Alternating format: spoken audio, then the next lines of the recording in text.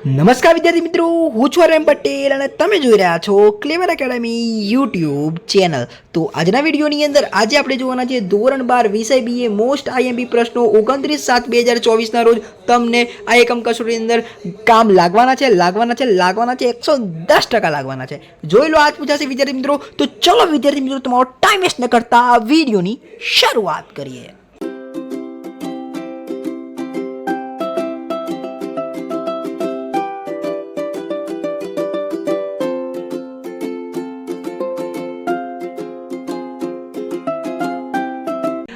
तो विद्यार्थी मित्रों विडियोની શરૂઆતમાં આપણે કોઈ પણ ભાષા નહીં કરીએ, સીધા ટોપિક ઉપર આવીશું। કારણ કે મને ખબર છે એક જ દિવસની અંદર તમારે 3 પેપર આપવાના છે, એટલે સીધા ટોપિક ઉપર આવીશું। તો પહેલું છે ડોક્ટર જ્યુસ્ટરીના 6 એમ, તો તમારે 6 એમ બતાવવાના છે, બરોબર। બીજું છે સંચાલનથી સમાજને કયા લાભ મળે છે, એકદમ ઇઝી રીતે 4 થી 5 પોઈન્ટ છે, તમારે લખી દેવાના છે। સંચાલનની વિવિધ સપાટીની માત્ર આકૃતિ આવી રીતે 3 ભાગ પાડી દેવાના છે, ઉચ્ચ સપાટી, મધ્ય સપાટી અને તળ સપાટી। ઉચ્ચ સપાટીમાં કોનો સમાવેશ થાય છે, મધ્ય સપાટીમાં કોનો સમાવેશ થાય છે, તળ સપાટીમાં કોનો સમાવેશ થાય છે એ લખી દેવાનો છે, એકદમ સિમ્પલ, બરોબર। પછી મધ્ય સપાટીમાં 6 થી 8 કાર્યો છે, પણ તમારે અહીંયા કેટલા લખવાના છે, 2 જ કાર્યો।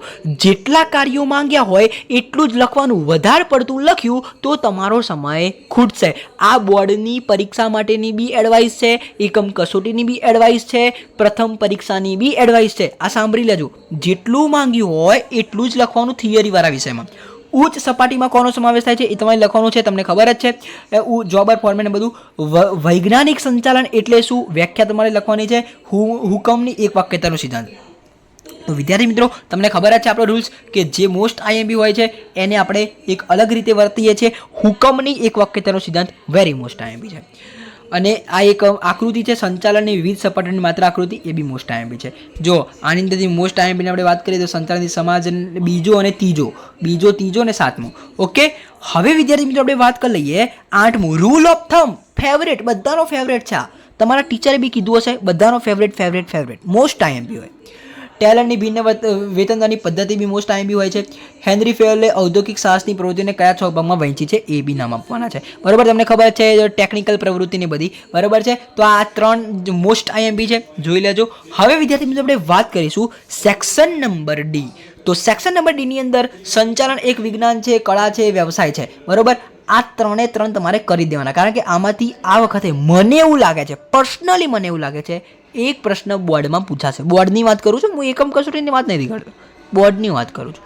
ઓકે, હવે વિદ્યાર્થી મિત્રો આપણે વાત કરી દઈએ સંચાલન સિદ્ધાંતોનું મહત્વ અંગે ચર્ચા કરો।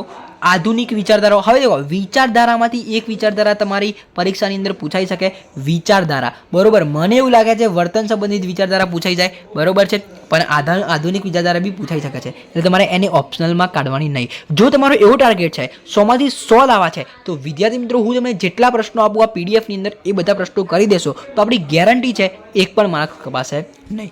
તો વિદ્યાર્થી મિત્રો વાત કરીએ પીટર એફ ડ્રકરનું સંચાલન ક્ષેત્રે પ્રદાન જણાવો। હેનરી ફેવલે સંચાલનના કોઈ પણ 3 સિદ્ધાંતો, હેનરી ફેવલના બહુ બધા સિદ્ધાંતો તમને ખબર જ છે, એ બધા તમારે કહી દેવાના છે, બરોબર। એની અંદર બધા આપેલા છે, હુકમની એક વાક્યતાનો સિદ્ધાંત અને બીજા બધા આપેલા છે, ઓકે। હવે વિદ્યાર્થી મિત્રો આપણે વાત કરી લઈએ સેક્શન નંબર ઈ, એટલે કે આપણું લાસ્ટ સેક્શન। તો વિદ્યાર્થી મિત્રો બીએ એક એવો વિષય છે એની અંદર તમારે ગોખવાનું ના હોય, સમજવાનું હોય, પણ આની અંદર બધા શું કહે છે, મુદ્દા હોય ને, મુદ્દા એના અંદરનું બી તૈયાર કરવા બે, મુદ્દાની અંદરનું તૈયાર કરવા બેસશો ને તો કંઈ યાદ નહીં રહે। એટલે વિદ્યાર્થી મિત્રો મારી એડવાઇસ રહેશે, ખાલીમાં ફક્ત મુદ્દા તૈયાર કરો, મુદ્દાની અંદર જે હોય એ આપણી રીતે લખવાનું હોય, આપણી સમજના આધારે લખવાનું હોય, ઓકે। આઈ હોપ કે તમને ખબર પડી ગઈ હશે। તો વિદ્યાર્થી મિત્રો સેક્શન નંબર ઈ ની અંદર આયોજન એટલે શું, તેની લાક્ષણિકતા, પણ વિદ્યાર્થી મિત્રો આપણો મોસ્ટ આઈએમપી પ્રશ્ન તો આવી રહ્યો છે, આયોજનની વ્યાખ્યા આપી તેની પ્રક્રિયા યાદ રાખજો વિદ્યાર્થી મિત્રો, બોર્ડની પરીક્ષા સુધી આ પ્રશ્નને ગોખી દેજો, ગમે તે કરો, મગજની અંદર ઘૂસીને રાખવાનો છે। જે કોઈ પણ માણસ હોય એ આપણને ઊંઘની અંદર ઉઠાડીને કે ભાઈ આ પ્રશ્ન બોલતો તમને આવડવો જોઈએ। આયોજનની મર્યાદાઓ, આયોજનના ઘટકો। તો વિદ્યાર્થી મિત્રો અહીંયા 4 જે પ્રશ્નો જે છે એ ચેપ્ટર નંબર 3માંથી લીધેલા છે, બરોબર છે, તૈયાર કરી દેજો, તમને આગળ બોર્ડની પરીક્ષામાં કામમાં લાગશે, પ્રથમ પરીક્ષામાં કામમાં લાગશે, બહુ બધી પરીક્ષામાં કામમાં લાગશે, એટલે બધા તૈયાર કરી દેજો.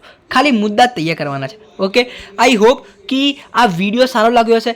વિડીયો સારો લાગ્યો તો વિડીયોને લાઈક કરજો, ચેનલની અંદર નવા ચેનલને સબસ્ક્રાઈબ કરજો, બેલ આઇકનને જરૂરથી પ્રેસ કરજો. મળીશું નેક્સ્ટ વિડીયોમાં. ત્યાં સુધી good bye, take care, all the best.